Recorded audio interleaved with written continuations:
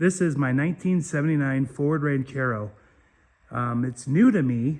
Over the last several months, I've been tinkering on it, changing out several things, and I should have made videos on it, but I didn't. Like the power steering and the pump. I changed out the radiator.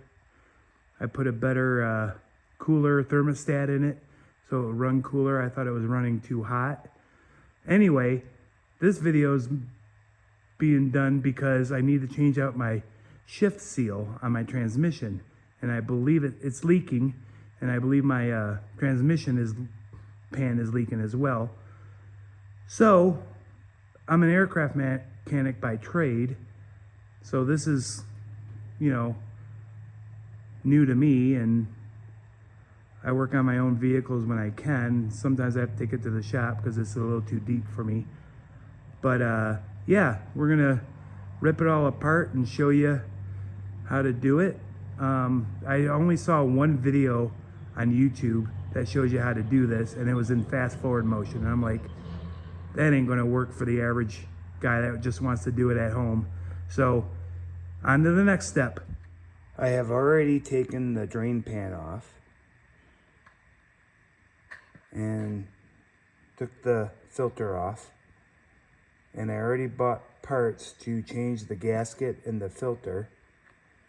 And that's the part number I got from Napa for an FMX transmission.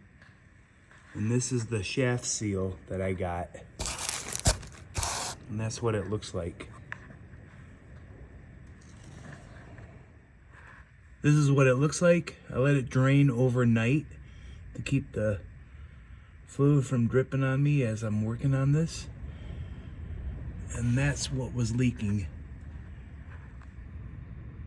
That right there. Plus, I believe the oil pan gasket was leaking as well. So let's see what we can do.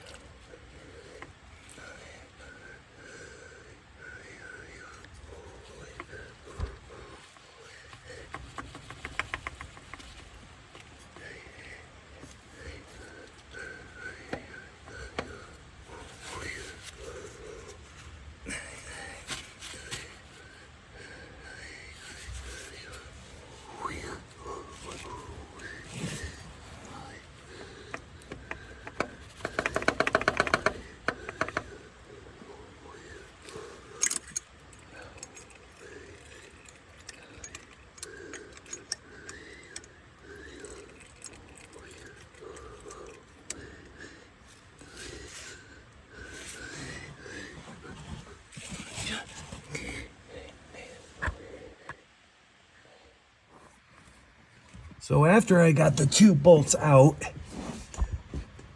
I just kept wiggling this thing enough.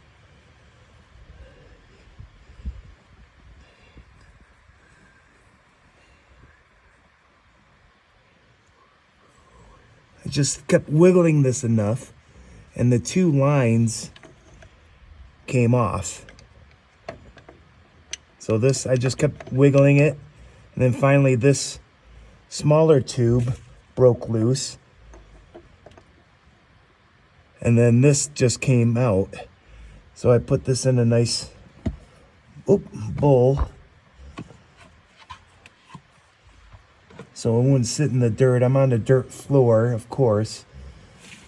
Who has a nice shop? Who can really do this in a nice location if you're a home mechanic doing this?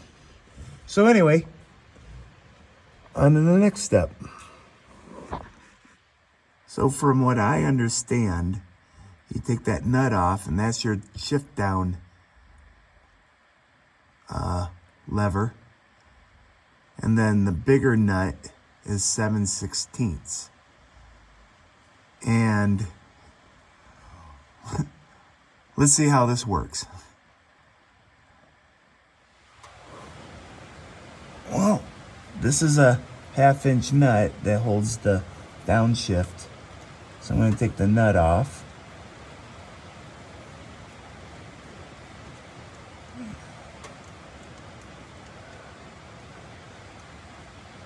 And then there's a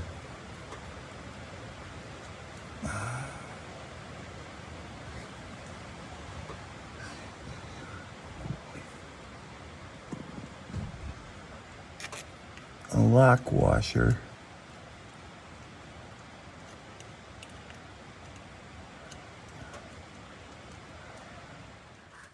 So this is what it looks like with it out. And there's this plunger for the shift down. And I just let it just kind of sit there. Feels like there's a spring behind it. Hopefully I don't have to disturb that. Next is getting this nut off. And up there is something spring loaded. Hopefully once I slide this out, that will all just kind of stay in place to change the seal. And yeah, let's see what happens.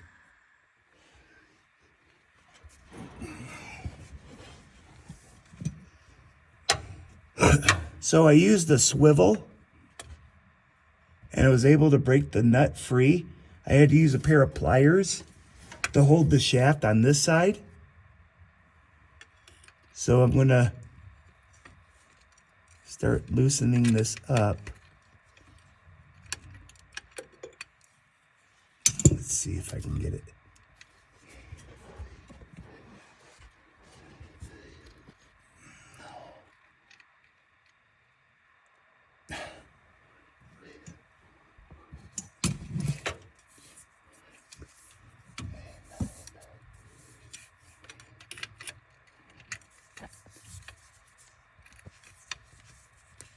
Finger loose.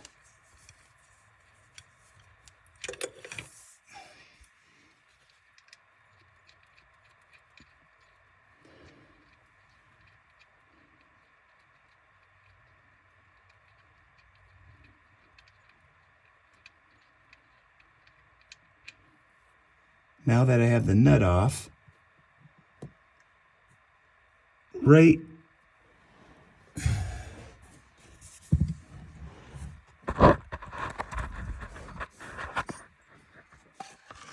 there, you can see that, where that little plunger is. I don't know how far that will come out. So I'm going to gently pull it loose and slide the shaft out.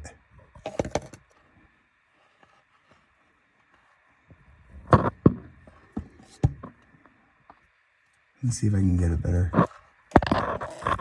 Yeah, that right there, where that cam is. Let's see what happens. All right, I steadily got that out, and there's a spring behind this thing. If you can see it, I'm just gonna leave that sitting just like that and pull this the rest of the way out.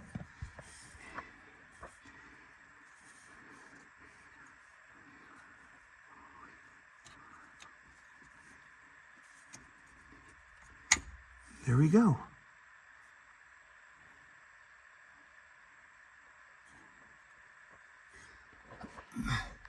And there's the seal I need to replace. So with a little quick pry of the screwdriver, I was able to pop it out and pull it out.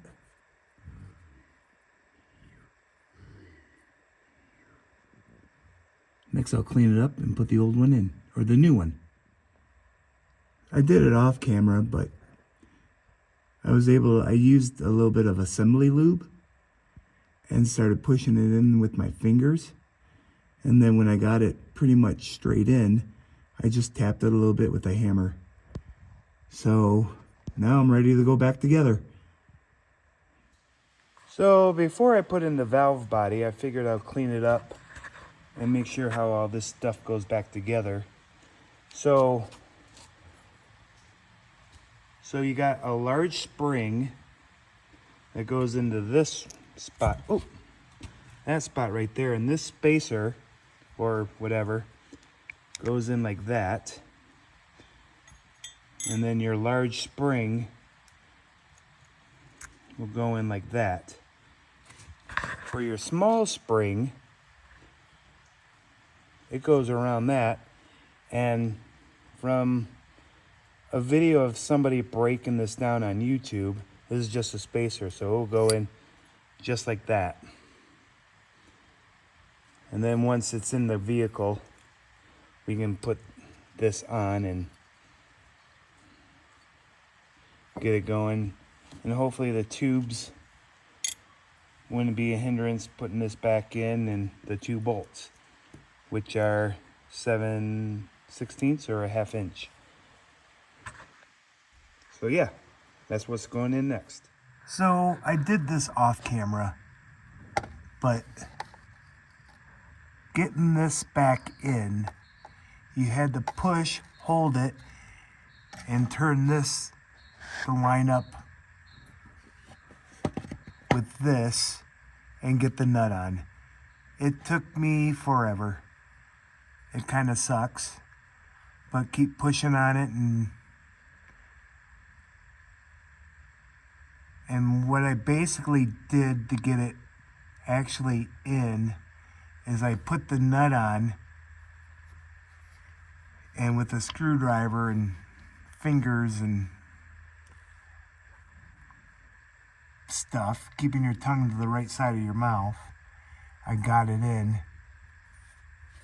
And now it's, and I guess that's called the detent. And so yeah, I'm just going to tighten up the nut and then put the rest of this stuff together. But yeah, this was a bear upside down on your back with oil dripping everywhere. It's not fun, but I was eventually able to get it. So let's do a quick review. So this is everything back in. There's the shift down right there. And I believe, and I should have looked before I even took it apart, but this one has a marking of an O on it, or some sort of mark. And I put it toward the shift because it looked like one side had the washer indentation and the other side had the indentation from the shaft. So after everything's tight, I think I should have looked at this before. So when you get to this, make sure you observe everything before you take it apart. But I believe that's my parking position on that. So when you shift it from park to, let's say, reverse, and then drive, and then neutral, drive 1 and 2, I just went through it, and it seems like it's hitting all its detents and from the shifter column on the steering wheel. And this is what it looks like all back together. There's a little piece that sits right in that groove, so when you tighten the nut, it won't rotate on you. And then I got this kickdown shifter all hooked up. Another note about this detent, so it's just a spring and this little round ball pin, and that sits in your detent. What I did to keep it all in there from keep shooting out, I have this lubricant, or anyway, it's called fuel lube. It's very sticky, and it doesn't wash away. It's like fuel resistant, and I use it at work all the time to keep, you know, if I need to get a nut on something really close to something, I'll stick it to my finger or whatever. But anyway, or I've seen someone said use grease online, but I think grease would be too slippery, so I used fuel lube, and it kept that in while I was trying to get this whole mechanism all back together and stuff. So anyway, that's where I'm at now. I'm going to clean up the rest of this, make sure there's no dirt, because it's been sitting in the open in my barn on dirt for a couple days. So we're going to get this all back in. So I installed this pressure regulator, and I just had the 2 bolts kind of not really snug, but a little bit loose. And these tubes, this one just swung into place, and this one swung into place. And what I did is I took a little hammer and just lightly tapped it to make sure it's all seated, and it felt really snug. I mean, there's nothing holding them in except, I guess, this being bolted, and obviously nothing will move. So yeah, I think I'm ready to put the springs and the clip over it.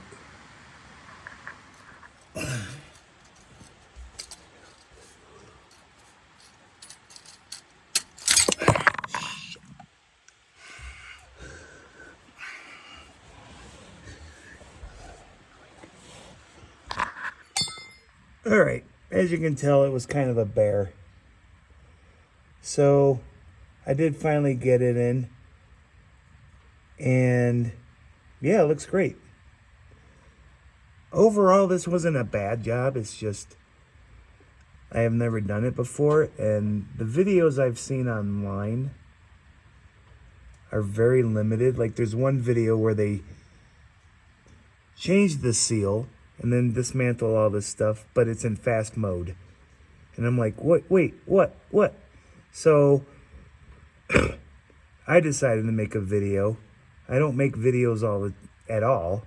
This is the first time posting to YouTube, but hopefully you learn what I was doing, or at least see the parts that are coming in and out if you've never done this before either. And I have never done this. But yeah, I think this will work. All I need to do next is just put the oil pan on and service it with F-type transmission fluid, and check level after it gets warm, and hopefully it all works.